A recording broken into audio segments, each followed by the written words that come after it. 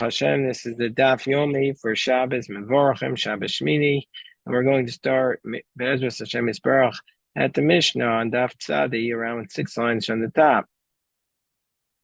So it says the Mishnah, Kol Midos Mikdash, all the measurements in the Mikdash, Hayu Nidgashos, were heaping measurements, which meant that they went above the brim, meaning to say that it was supposed to go a little bit above the brim, and that's what would complete the proper measure.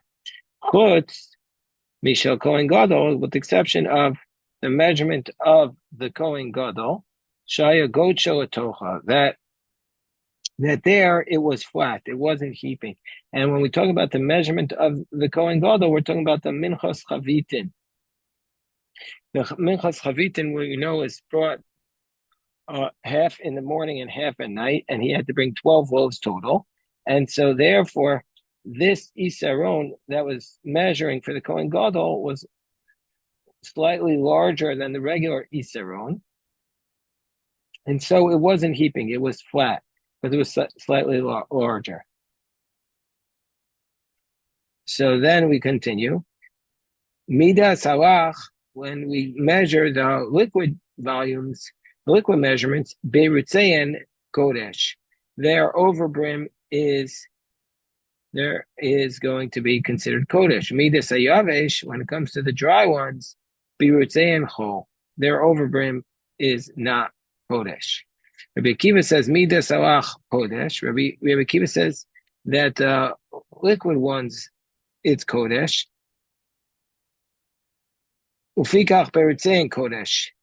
Therefore, also their overbrim is Kodesh. Whereas Midas Hayavesh, whereas the dry measures are whole, they're not Kodesh, they're dry measures at all. And so therefore, and so therefore, their dry measures are also not, their overbrims are also not Kodesh. Rabbi Yossi Omer, Lo Mishum Zeh, that's not the reason that by the liquid, the overbrim is sacred, and dry it's not, but rather it's because Shalach Nekar Vayavesh Eno Nekar, that the liquid it's displaced when you pour it, and so therefore what was on the overbrim is moved into the bottom, and therefore it became inside the interior of the vessel and became Kodesh. Whereas we don't say that by the dry. So the Gemara says, Mani, who is the author of our Mishnah, the Tanakama of our Mishnah, who says at the start that all the measurements in the temple, their overbrim is Kodesh, with the exception of the Kohen Gadol. Who is that? The Gemara says, Rabbi Meir, Chad Gadol Shavi. If you did 2 days ago daf, Rabbi Meir says there was Rabbi Meir's position was that there was only one heaped measure. That there are two types of Isaron vessels in the Beis HaMikdash, and only one of them was Gadush, and the other was level. But our Mishnah is telling us that all of them were Nigdashos, that all of them were heaping. And Irabanan, Chada, Umachokava, the Rabbanan even worse for our Mishnah. The Rabbanan say there was only one measure, and it wasn't heaping, it was flat. So Amar Chostel Olam Rabbi Meir. We go back into Rabbi Meir's position. And what does it mean, my kol mido? What does it mean, all the measures? It means kol medidos. It means that anytime you measure something, it means all the measurements themselves were heaping. Then you always measure it by heaping it. Midas halach, by the liquid utensils, Beirusein Kodesh, their overbrim was sacred. Okay, so what's the nature of the dispute between the Tanakama, which we just identified as Rabbi Meir, and Rabbi Akiva and Rabbi Yossi? So Tanakama, again, the Tanakama's position is that Midas halach nimshacha be'mifnim be'mechutz, that the liquid utensils were anointed inside in the interior, and they were also anointed on the exterior. Midas yavesh nimshacha b'mifnim or nimshacha b'mechutz. But the dry ones are only done on the inside, but not on the outside. And so therefore, what?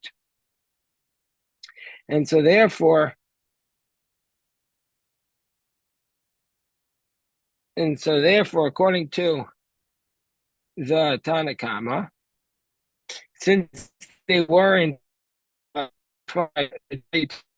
outside. Therefore, their overbrim is going to be chol. It's not sacred. Whereas, according to, we're in the middle of Tzadi Amid Aleph, in the middle of 90A, the middle of Tzadi Amid Aleph.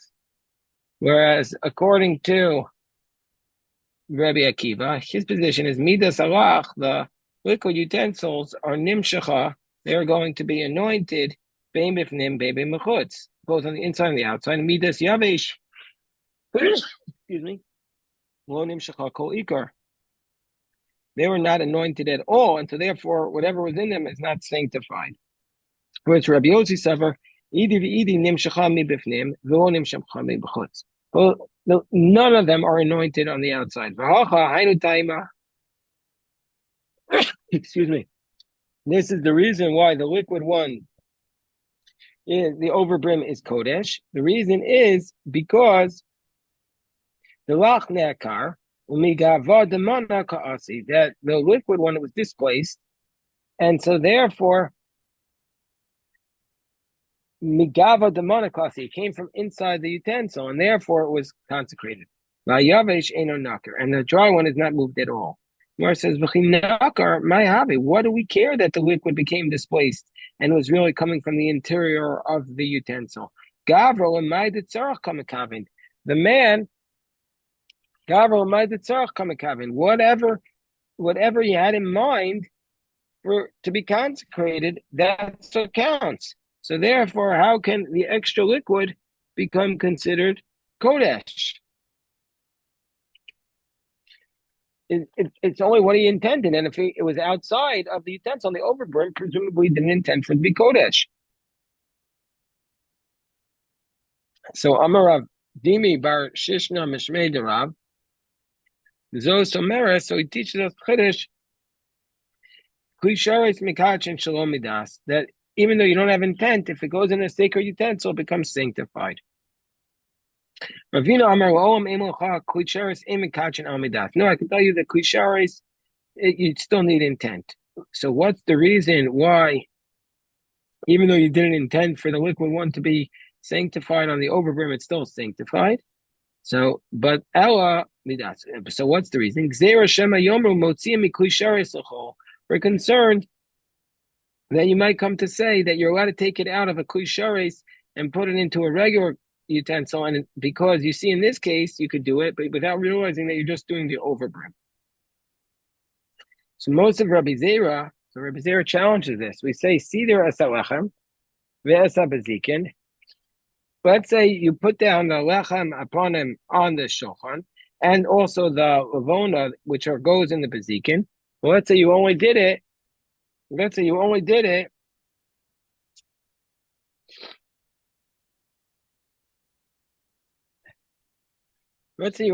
after Shabbos. Let's say you only did it la'achar Shabbos. You only did it on a Sunday. V'hiktir as a bezikin b'Shabbos, and then you burnt the bezikin on Shabbos. So before it was on the shulchan for the required number of tables, the required number of days, pesula, in all those cases, it's going to be disqualified. So what should you do if you put down the lechem and the bezikin after Shabbos? What should you do? Keitzad yasa yanichenu Shabbos habayis for the next Shabbos. So if even if it'll be on a daily day, then we're not going to say it's disqualified. It's going to be okay. We saw earlier in our Gemara that there's no lina by the lechem upon him. That was a lima that the Gemara said. There's no expiration if you leave it overnight. But the Gemara, at first glance, doesn't refer back to that Gemara. So Gemara says, why? Why is it going to be not disqualified? Ramai, Hasam Nami, why don't they make a Gzera? Shema Yomru, Mafkidin Beklisharis. Mafkidin Beklisharis. Why don't we say that you can leave something in a Klisharis and why aren't we concerned that people are going to say it doesn't get disqualified? So the Gemara says, Panim Achutz Karamis, you're asking me a kasha from something that we do inside the base of Mikdash, inside the heichal, inside the sanctuary, to something that's done outside, to where everybody could see. Who knows what's going on inside the sanctuary? Only the Kohanim and only a few of the Kohanim. But outside the sanctuary, everyone could see. And so therefore we would make a gzera. Tanan Hasam, So the Gemara says another halacha about the Beiruts in the over brim. So the Gemara says, Moser Nesachim Ketzim Mizbeach. If you have leftover Nesachim, you put that to Ketzim Mizbeach. When the Mizbeach will be empty, they would take the money, take the extra, sell it to buy an animal for an Olah, and bring that Olah on a Mizbeach when the Mizbeach will be empty. So if there be extra Nesachim, extra money raised for the Nesachim, you use that for the Ketzim Mizbeach. But what is this Moser Nesachim? What is this extra Nesachim? Yosef, that if you had a heaping measure and you didn't need all of it, so basically you have extra. So basically you level off the container and he takes the part he needs, and then you have all this extra from the parts that you bought, that the basic mikdash bought. So therefore, what do you do with it? You raise it, you buy an animal, and you bring that animal as an olah. Rabbi Yochanan says, "Ka'osa sheshaninu," and this is similar. Rabbi Yochanan says, "No, what's Moser Nesachim?"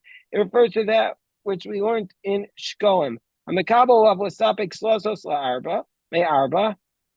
Let's say he said, I'm going to purchase for the base of Mikdash, I'm going to give it a dava, and I have going to buy 4 seah for a selah. And then what happened was, I'm shalosh. And then for a selah, you can only get 3. So the price went up for flour. You sapek me arba. You still have to buy 4. You have to just do more than a selah then. And then let's say it's the opposite. Mishaloch, let's say you said I'm going to take a sell and buy 3, and the price went down. V'amdu mi'arba, and now it's 4. So misapik mi'arba. Then you have to buy it for, on top of tzadi on the base. Then you have to buy 4 for the seller. Why? We say sheyada kodesh al yonah. The base of mikdash always gets the upper hand. So that's what Rabbi Yochanan is saying. That when it says most nesachim u'keitzim mizbeach, it means that what does it mean? It means the extra.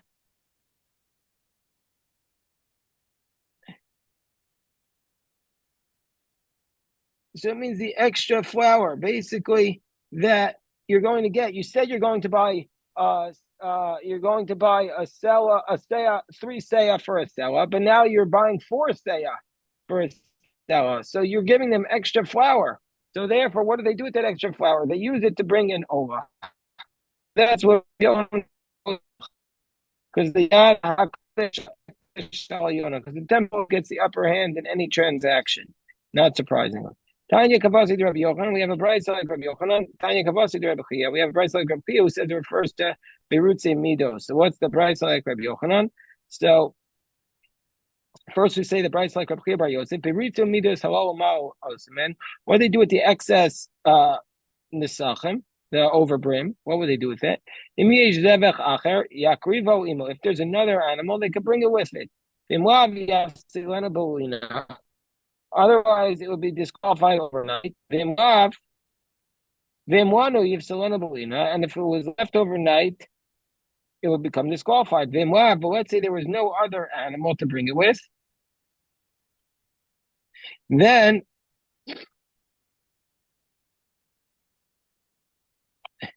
what they could do with it is they could use it to do keitzim mizbeach by just selling it and bringing animals in. What would they do with it? They would bring the meat for the carbon to Hashem, and the hides went for the Kohanim. And Tanya Kavasi to Rabbi Yochanan, and there's a price like Rabbi Yochanan. But let's say he said, I'm going to buy flour for that are 4 seah per seah. And now it went up in price for 3. Misapik barber, he has to still give the flour that price. But let's say he agreed to it for 3 seah per seah. And the price fell. Misapik barber, he has to provide for 4. The temple gets upper hand. That's what we learned. The extra nesachim goes for the altar. That's what they're going to do with the extra money. Okay, so now up to the next Mishnah. Kol karbanos hatzibur. We should have started this tractate with this halacha. What did we do? Who requires nisachim? Kol karbanos hatzibur vayachid. You had a question, Jeff? I can't hear you. You talking to me, Jeff? You're on mute, Jeff. Okay, I don't think you're talking. Kol karbanos hatzibur vayachid. All the karbanos, all the communal offerings and the individual offerings, they require these libations, the mincha, the shemen, and the yain. Chutz min habechor, v'maiser, except the firstborn animal, a 10th animal, v'pesach, v'korban pesach, v'chatos, v'asham. Except shechatos shel mitzorah, v'ashamo te'unin nisachim. The chatos and the asham of the mitzorah require nisachim. Tanu Rabbanan, the asisem. So the Gemara is going to cite a brayso, which we're going to spend basically the rest of the daf and tomorrow's daf, Sunday's daf on. Tanu Rabbanan, asisem ishel Hashem. It says in the pasuk, you should make a fire offering to God. Yachol kol well ishim yetar nisachim. I mean, I think everything that is brought on the fire requires nisachim. Afilu mincha, even the korban mincha. Talmud Omer olah. Only the olah. Shlomim minayin. How do we know a korban shlomim requires nisachim? Talmud Omer zevach. It says a zevach toda minayin. How do I know that korban toda requires it? Talmud Omer olah. Yochel marbe. I think to include af bechor umais bechatas. I might think to include also a firstborn animal, a meiser animal, korban pesach, bechatas, and an asham. Talmud Omer. But following neder, I think to include even these other animals, it says take a vow, open a dava. We're following neder, own a dava. Baba neder, own a dava, tar nesachim. If something is brought as a voluntary, as a neder, or as an adava, it requires a sachim. She'eno baba neder v'nedava, but if it's not voluntary vow, ain't tar nesachim.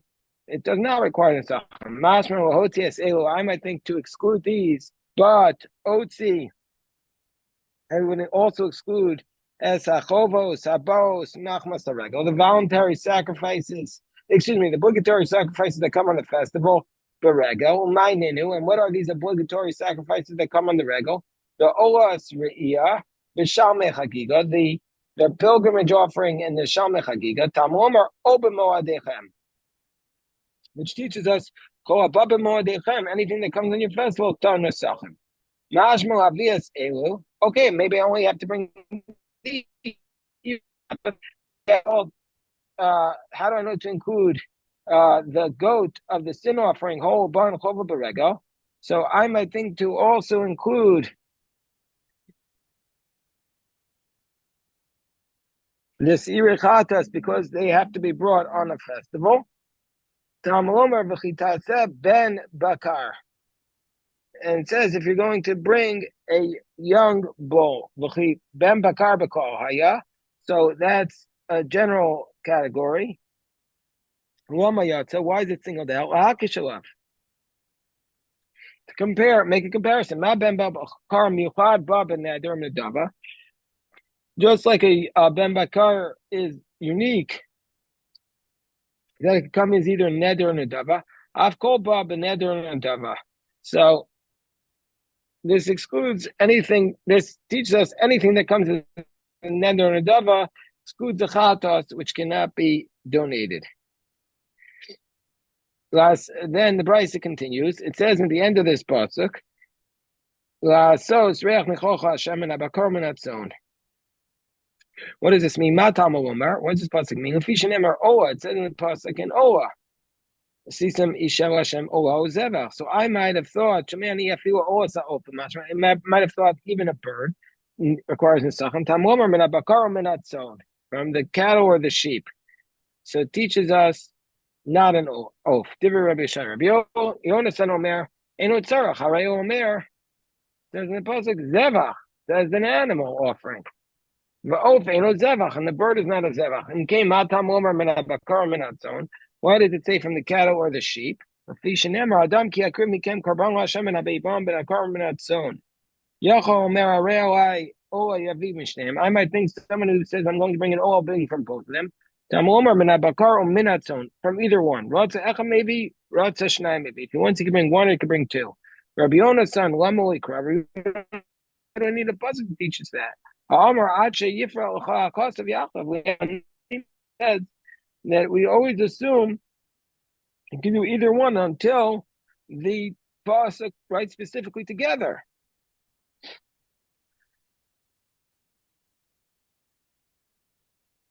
So Itzrach, Rabbi Yonah's son would say, we do need it. You might have thought, and says, and from the sheep, command the chsiv yachtav dami. It's as though they wrote them together. So the Gemara says, "Oh, Rabbi Yoshai, the Amar Afagav, to chsiv yachtav, command the chsiv yachtav dami." According to Rabbi Yoshai, even though it doesn't say it right together, uh, it's as though it was written them together. We buy Ikra. Why doesn't he have a pasuk to teach us you only need one?